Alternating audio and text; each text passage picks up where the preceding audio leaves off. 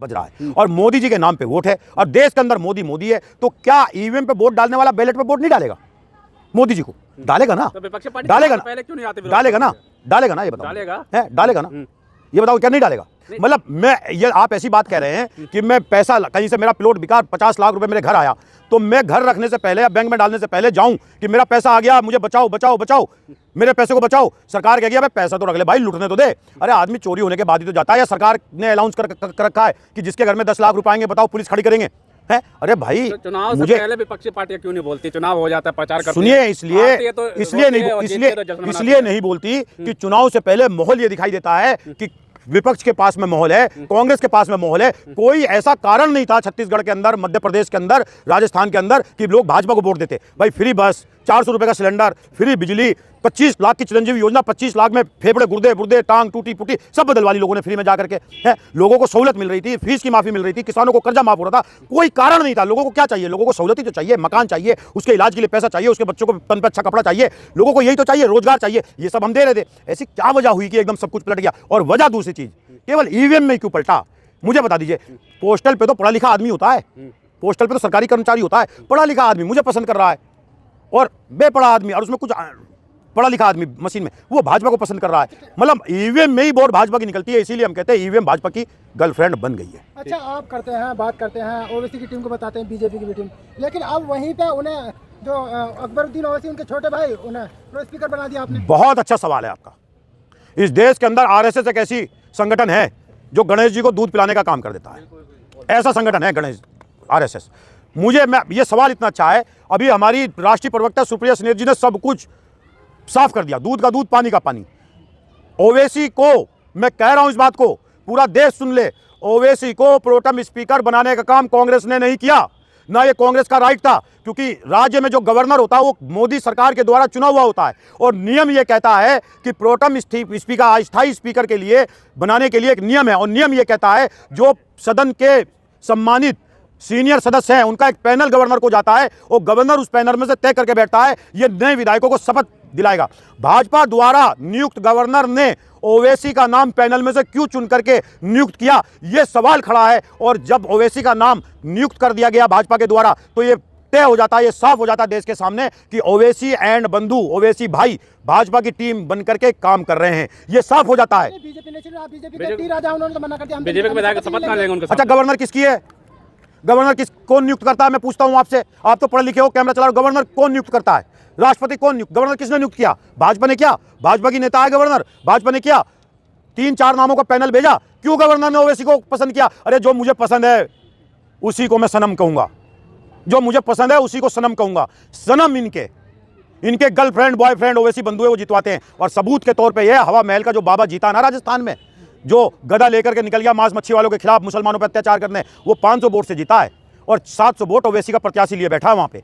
अगर ओवैसी का प्रत्याशी ना होता तो वो ना जीतता, वो मानवता के खिलाफ जहर घोलने वाला बाबा ना जीतता वहां से। तो भाई बीजेपी तो सवाल उठा रही, कांग्रेस पे के सीनियर लीडर तो और भी थे। चोर अपने गिरबान में झाके, चोर मोसेरे भाई।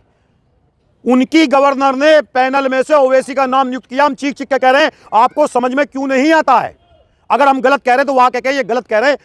जो रेवंत रेड्डी है वहां के माननीय मुख्यमंत्री, युवा मुख्यमंत्री, उन्होंने अपने साइन से किया, उसके नियुक्ति के लेटर पे वहां की गवर्नर के हस्ताक्षर हैं। ये जो सरकार में पार्टी आती है उसका नियम है, वो सरकार में आई हुई पार्टी सम्मानित सीनियर सदस्यों का पैनल बना के गवर्नर के पास भेजेगी और गवर्नर उसमें से एक आदमी को चुन करके अस्थायी सदस्य बनाएगा, स्पीकर बनाएगा, वो शपथ दिलाएगा। तो भाजपा की क्या मजबूरी थी कि ओवैसी जो भाजपा को गाली बकते हैं उन्हीं को स्पीकर बना के भेज दिया? हमारी तो मजबूरी हो गई जब गवर्नर ने उसको स्पीकर बना के भेज दिया, तो हमें क्या दिक्कत है? तो बीजेपी के नेता तो मना कर रहे हैं। बीजेपी झूठ बोल रही है। बीजेपी का मतलब है बड़ी झूठी पार्टी, बीजेपी का मतलब है जुमला पार्टी। बीजेपी का देखो सच्चाई मैं बताता हूं आपको। बीजेपी ने यह कहा था हम 15 लाख रुपए अकाउंट में डालेंगे, और जब आप जैसे पत्रकार ने अमित शाह से पूछा, अमित शाह छोटा मोटा आदमी नहीं साहब, बीजेपी का मालिक है, मोदी जी का भी सब सिस्टम वहीं से चलता है। जब अमित शाह से पूछा आपने 15 लाख रुपए देने के लिए कहा था, तो उन्होंने गडकरी जी ने और उन्होंने दोनों ने राष्ट्रीय अध्यक्ष ने उन्होंने कहा अरे भाई ये 15 लाख रुपए किसी को दिए जाते हैं क्या? ये चुनाव जीतने के लिए जुमला कहा दिया जाता। ये गूगल पे मौजूद है, सुन लो। तो बड़ी झूठी पार्टी,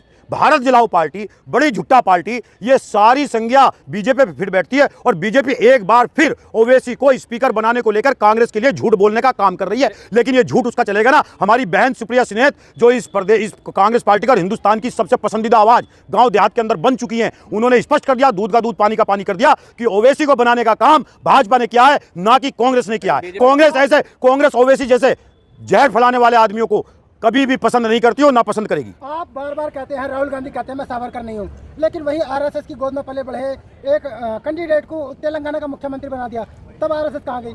हमसे तो बड़े सवाल कर रहे हो, हमसे बहुत सवाल कर रहे हो। कभी पूछा जब मुकुल राय टीएमसी के नेता जिनके घर पे रोज सीबीआई जाती थी, जैसे दूध वाला घंटी बजाता था, आइए हम आ गए, ईडी सीबीआई जाती थी रोज, कभी पूछा उनसे आपने कि भाई साहब आपकी पार्टी का पटका पहनने के बाद कमल के फूल का सीबीआई ने जाना क्यों छोड़ दिया, सीबीआई घर का दरवाजा क्यों भूल गई? कभी पूछा हेमंत बिस्वा जो कि बड़े घोटाले में फंसे हुए थे, कभी पूछा उनसे?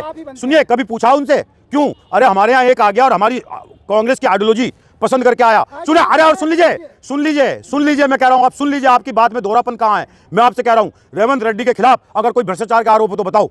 वो भ्रष्टाचार के आरोप नहीं थे, भ्रष्टाचार के आरोप होते तो कांग्रेस कभी ना लेती। भारतीय जनता पार्टी ने जितने विपक्षी नेताओं को लिया है, जिनकी फाइलें उनके पास थी और जिन पे वो आरोप लगाते थे कि देश का करोड़ों रुपया खा गए, उनको अपनी पार्टी में लेकर के गंगा में मिला करके वॉशिंग मशीन में पता नहीं कौन से में धो करके जो इनके पास है उनको साफ सुथरा करके बताने का काम किया जो देश के चोर थे।